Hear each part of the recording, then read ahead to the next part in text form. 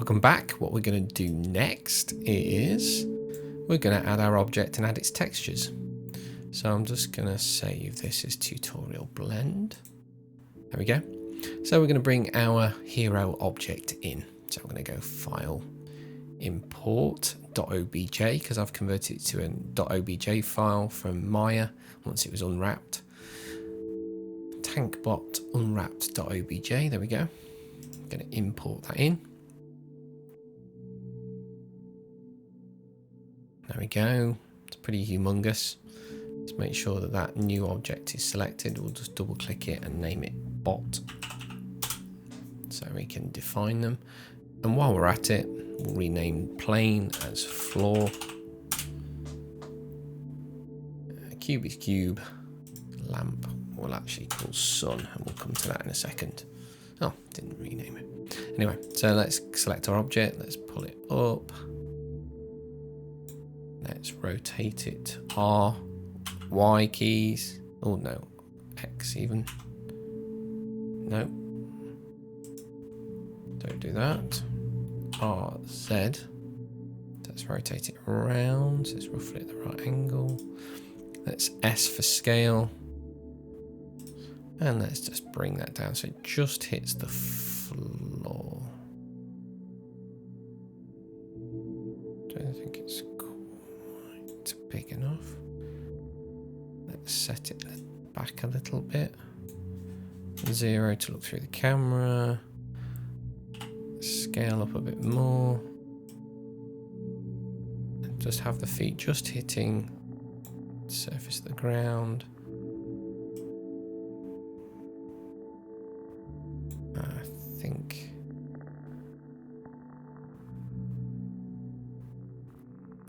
let's just take that back a little bit. There we go. So if we turn the eye off on our plane, that looks like it's sitting in about the right place. Look, we'll turn the cube off, we'll turn its eye off and its render setting as well so it doesn't get rendered out. Turn the plane back on and make sure we're in cycles render. What I'm going to do now is just for now I am going to select my my bot and I'm going to add its textures. So let's go to rendered view. There you go. That's our rendered view. Now at the moment we're just seeing the world and our objects. Now if we want to just see our objects with their textures, then we need to make sure the world is transparent. So in our render settings, let's come all the way down to where it says film and just tick transparent. There we go. Now what we need to do is add the textures to our bot. So let's select our bot. Let's come to material and we're going to add a shader.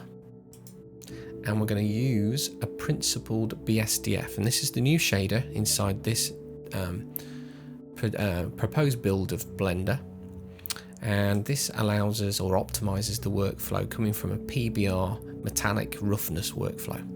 So I've exported the standard textures from Substance Painter. I'm now going to attach them and plug them into this new shader. So let's move this up a little bit to make our viewport a bit better, and let's change this bottom view to be the node editor, and you'll see that we have these things plugged in here. So let's delete these off. We don't need texture coordinates. I'm not entirely sure why this bump is here either. Anyway, so let's plug all this in. So we've got 4 inputs that we need to plug in: the base color, the metallic, the roughness, and the normal. So let's add a texture, image texture. Let's plug that into our base color. Shift D. Let's plug this into the metallic. Shift D to duplicate, and let's plug this into our roughness. Let's just move down roughness. Here we go. And middle mouse click just to pan up and down, or roll to zoom in and out. And we just need one more duplicate. And this is going to be our normal map. Okay. And because this is going to be a normal map, we need to convert it into a normal map before we plug it in. So in between the texture and the normal plug, we need to make sure we've got a vector normal map and span them in between. So now it's an image coming in, we convert it to a normal map and it gets plugged in. So let's have a look. Let's come to our first one, the base color. Let's open and we navigate to our folder where we've saved the textures.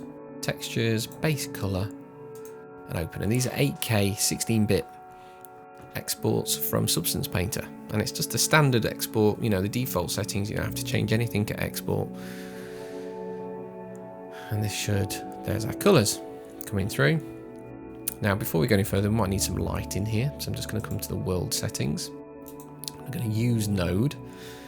I'm going to press on the color and I'm just going to pick some of the rough ambient colors we've got in here.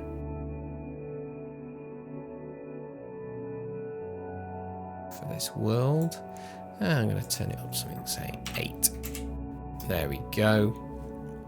And that, what basically what I've done is picked an average kind of color for this environment, and that's just adding some soft environment light from all around. Okay. Yeah, that's about right. Okay, so let's carry on. So we've plugged our image texture in for our color. Let's close that up. Let's optimize our space for ourselves. Let's plug the metallic in. Let's open textures, metallic. Open image.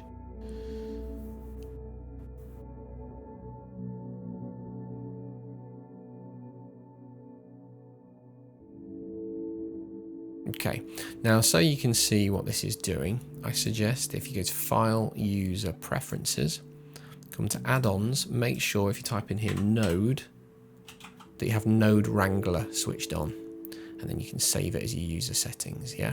What that allows us to do, if we Control-Shift-Click on any node, it shows us what that node looks like independent of all the other nodes. So you can see that the metallic is a black and white matte. White means metal, black means not metal. Okay, and then there's grey in between.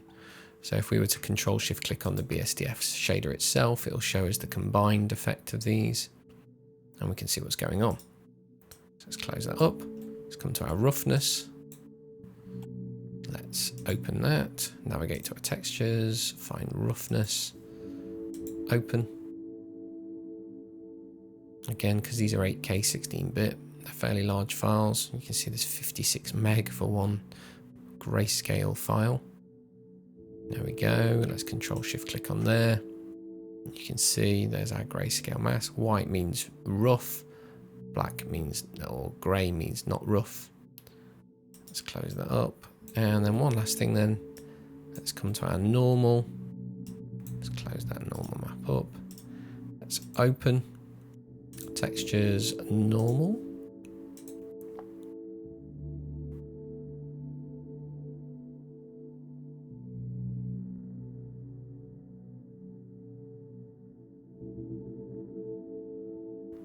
If we Control-Shift-Click on this normal node here, that'll show us what the normal map looks like. You can see the bumpiness on the caution sign in here, but we get some weird artifacts, and that's because of how it's been interpreted. So it's been currently interpreted as color values. Let's make sure it's non-color data, and that'll bring through the normal information. So now if we Control-Shift-Click on our principal BSDF, we'll see all these combined together. And that is creating this effect we have here. Okay, now I think our roughness value or our metal value isn't been interpreted properly, and I've found this before. If we use it as metalness at its full effect like this, it's better to use non-color data. Let's have a look at this now.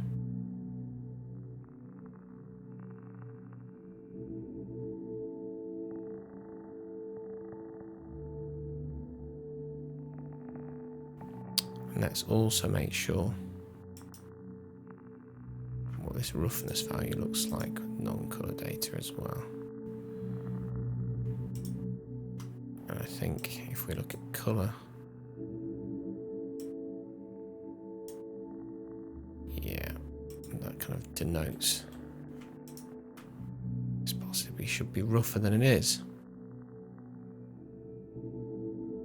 Okay, so you can play around with a few of those values until you get something that looks about right. So we've gone non-colour data for the normal. Let's go back to colour data for the roughness. Non-colour data for our metal. And then we've got our colour data for our colour. So that's basically brought our model in. We've put it onto this aligned floor that we've created. The next thing we need to do is work at the lighting and get the lighting direction right. We've also added the ambient world lighting to match roughly some bounced ambient light here. Thank you very much.